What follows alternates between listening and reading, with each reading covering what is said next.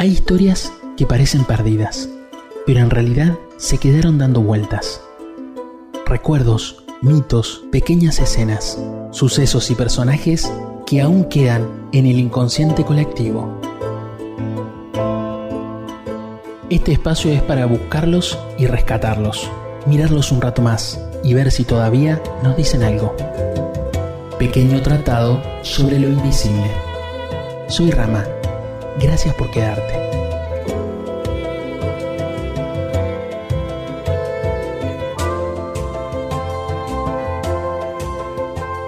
Dicen que fue la ciudad más rica de la región. Oro en las riendas, plata en las mesas, pan tirado al suelo para no ensuciarse los zapatos. Dicen que un anciano les advirtió y que se rieron de él. Pero el 13 de septiembre de 1692, la tierra tembló y Esteco dejó de existir. Algunos juran que bajo el monte todavía suenan campanas, se escucha el gentío, los vendedores, los niños corriendo. Otros que en ese lugar hoy hay una laguna sin fondo y una mujer de piedra que cada año da un paso. El eco de la ciudad perdida.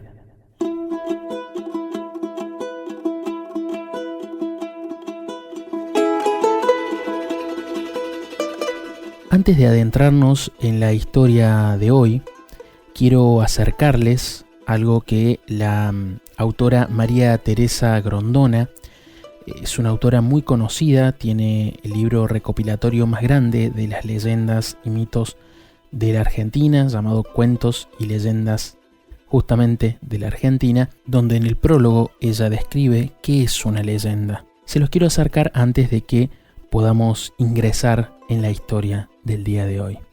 Dice la autora, la leyenda popular tiene características propias. Lo común es que los mismos narradores la identifiquen. No la confunden ni con el cuento ni con la anécdota.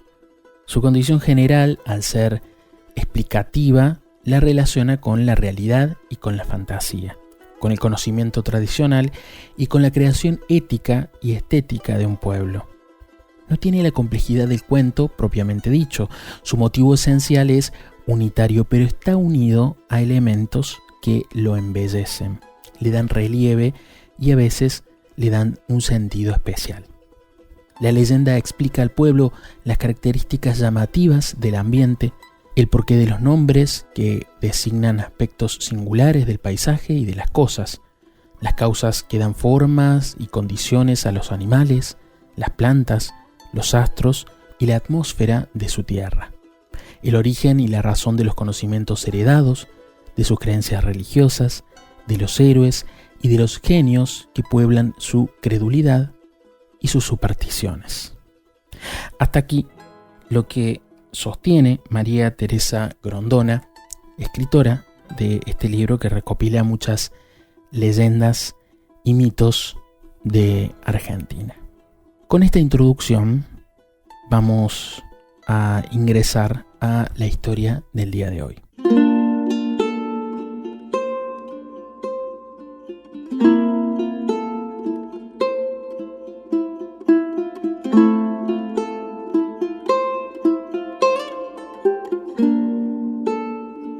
Esteco fue una ciudad que, según las distintas versiones, estuvo ubicada en la actual provincia de Salta, en la zona comprendida entre Metán y el Galpón, cerca del río Juramento, también llamado el río del Pasaje o río Pasaje, lo que sería la banda de Miraflores, Lumbreras, La Junta y sus alrededores. Algunos dicen que iba hasta Nuestra Señora de Talavera del Río, que este espacio era parte de la ciudad de Esteco. Se habla de que estuvo alrededor de 150 kilómetros al sur de la ciudad de Salta, la ciudad actual de Salta. Otros sostienen que hubo 2 estecos en distintos lugares. En el sitio donde habría estado la ciudad hoy hay un monte espeso, lagunas y promontorios de tierra cubiertos de vegetación. Se distinguen los bordos que parecen haber sido calles y restos que algunos identifican como ruinas. Se cuenta que Esteco era la ciudad más rica de la región. Todo era oro y plata. Los caballos tenían herraduras, frenos, riendas, monturas y estribos de oro y plata. En las casas, los servicios, copas, platos y utensilios eran de oro. Hacían trabajos hermosos de barro, plata, mezclado con oro, y eran buenos cazadores y muy habilidosos. En fin, era un derroche y un despojo de capacidades. Pero también se dice que al mismo tiempo eran soberbios, orgullosos y de mal corazón. Se dice que no querían tener relación con los pueblos vecinos, que maltrataban a los esclavos, que cuando algo se les caía no lo levantaban. Si se caía el dinero, ahí lo dejaban. Si volcaban el sombrero o el pañuelo, aunque fueran nuevos, no los recogían y compraban otros. Cuando llovía, ponían pan en el suelo para no ensuciarse los zapatos y cruzar de una vereda a la otra. Para esto hacían panes llamados cachos, y con esos panes hacían el puente para los días de lluvia. Se considera que este desprecio por el pan, que según muchas tradiciones es la cara de Dios, fue una de las causas más grandes de lo que sobrevendría en la ciudad de Esteco.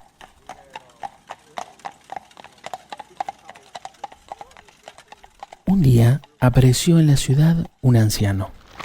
Algunas versiones dicen que era Dios. Otras dicen que era nuestro Señor Jesucristo disfrazado de viejito. Y otras sostienen que fue el mismo San Francisco Solano quien predicó en Esteco, o intentó predicar en Esteco. Sea quien sea, este anciano recorrió la ciudad pidiendo comida y alojamiento, pero nadie quiso recibirlo.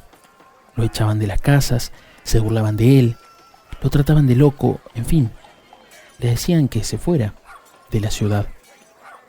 Pero en un momento el anciano se acercó a la plaza principal y anunció que en esa ciudad habría muchos temblores y que la ciudad se perdería si no cambiaban su conducta. La gente no creyó, al contrario, se siguieron burlando de él. Las muchachas iban de comercio a comercio pidiendo ropa, cintas, productos del color temblor para reírse del profeta y de su profecía. Fue para muchos una forma de divertirse. Pero solo un matrimonio que estaba presente en ese momento entendió que algo más estaba sucediendo y eligió creerle a este profeta. Si este viaje por los mitos te está gustando, te invito a que compartas este episodio, puedas ponerle me gusta, puedas suscribirte, tanto en los canales de Spotify y de YouTube. Pero también los relatos antiguos siempre encontraron su camino de boca en boca, y hoy lo puedes hacer de pantalla a pantalla. Y si quieres acompañar este proyecto, puedes seguirnos en Instagram en @tratado sobre lo invisible.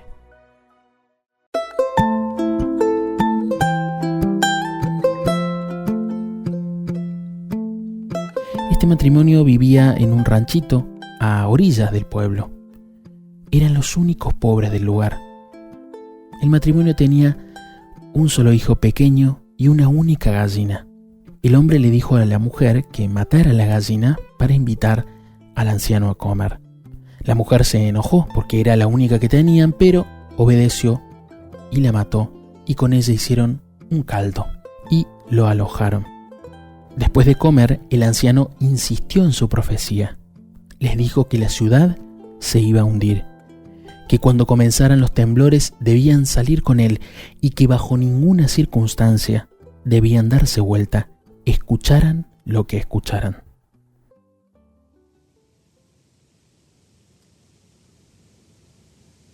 El 13 de septiembre de 1692, según algunas versiones, comenzaron los grandes temblores y terremotos.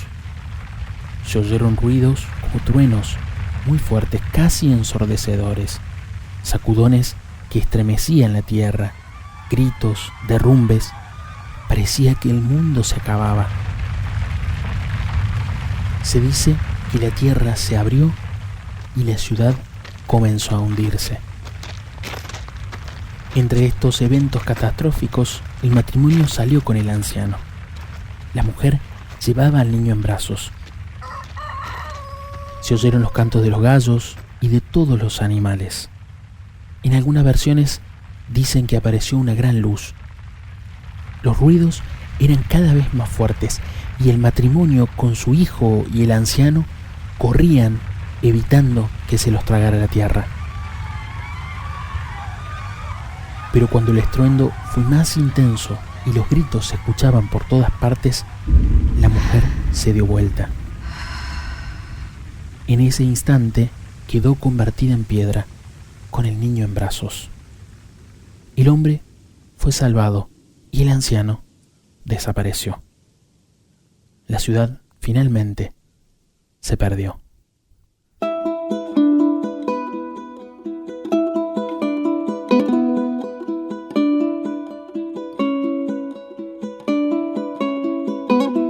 Algunas versiones dicen que se hundió y en su lugar apareció una laguna. Otras dicen que la ciudad de Esteco quedó sepultada bajo la tierra y luego el monte cubrió todo. Algunos pobladores de las zonas dicen que todavía puede verse un molino viejo de piedra que pertenecía a la primera ciudad. Luego de todos estos eventos, muchos sostienen que el lugar quedó maldito, que allí no crece ni el pasto, que los peones y hacheros tienen miedo de entrar al monte, y quien entra se desorienta y ya no puede salir, que a las 12 del día y de la noche se escuchan las campanas, que a la madrugada se oyen voces de personas, animales y gallos, como si la ciudad siguiera viva bajo la tierra. Muchos han intentado sacar los tesoros que allí quedaron. Estos tesoros suelen llamarse como tapados o entierros. Se dice que esos tesoros solo pueden ser encontrados por quienes estén destinados por la providencia. Algunos cuentan que encontraron objetos de plata, pero que al levantarlos no podían salir del monte, porque una niebla espesa los envolvía y se perdían. Solo al dejar el objeto lograban regresar. La mujer convertida en piedra forma parte central de este relato. Se dice que tiene la forma de una mujer con un niño en brazos. Algunos afirman haberla visto, otros dicen que quien la busca no la encuentra. Pero todos coinciden en que cada año da un paso en dirección a la ciudad de Salta y que ya la han visto cerca del río Juramento. Se dice que cuando llegue a Salta se perderá la ciudad. Otros dicen que su llegada a la ciudad va a marcar el fin del mundo. También hay muchas versiones que dicen que cuando llegue volverá a ser mujer. Muchos han visto esta piedra llorar, o que cuando se golpea sangra y que le han hecho un techo para protegerla del sol, y se la ha visto bañada en sudor. Hay relatos de personas que fueron hasta el lugar donde estuvo Esteco, que reconocieron bordos que parecían calles y marcas de casas cubiertas por los yuyos y el monte, que cuando comenzaron a avanzar se levantó una niebla fina que se hizo cada vez más espesa hasta impedirles caminar y obligarlos a regresar. Los camperos dicen que encontraron señales de tesoros que marcan el lugar para volver, pero que al regresar ya no encuentran nada. La frase quedó marcada en el habla popular. Se perdió como la ciudad de Esteco.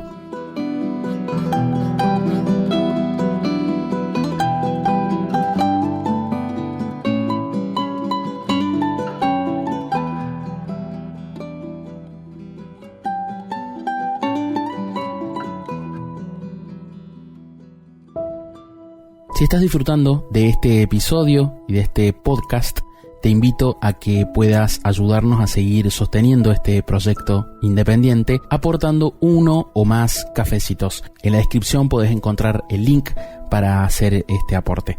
Desde ya, muy agradecidos. Y ahora te dejo seguir con este episodio. Así se cuenta que se perdió Esteco. Por el orgullo, la soberbia, el desprecio por el pan, la burla ante la advertencia y la falta de caridad. La riqueza quedó enterrada o bajo el agua. El lugar quedó como el monte o una laguna. Y la memoria de la ciudad sigue viva en cada relato. Nos escuchamos en el próximo episodio. A veces sigo a mi sombra, hay veces viene detrás.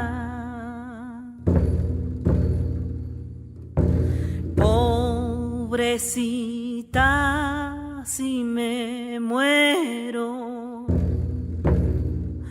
¿con quién va a andar?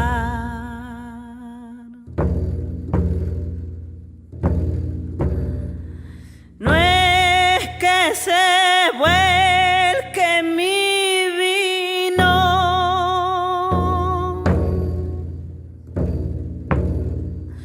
lo derramo de intención.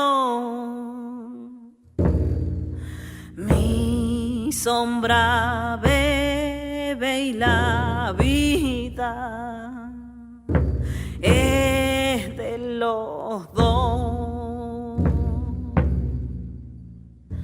Mi sombra bebe y la vida es de los dos, es de los dos.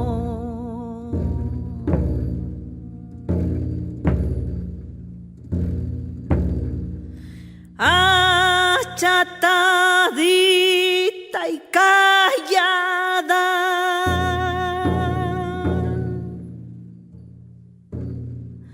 ¿dónde podrás encontrar una sombra compañera que sufra igual?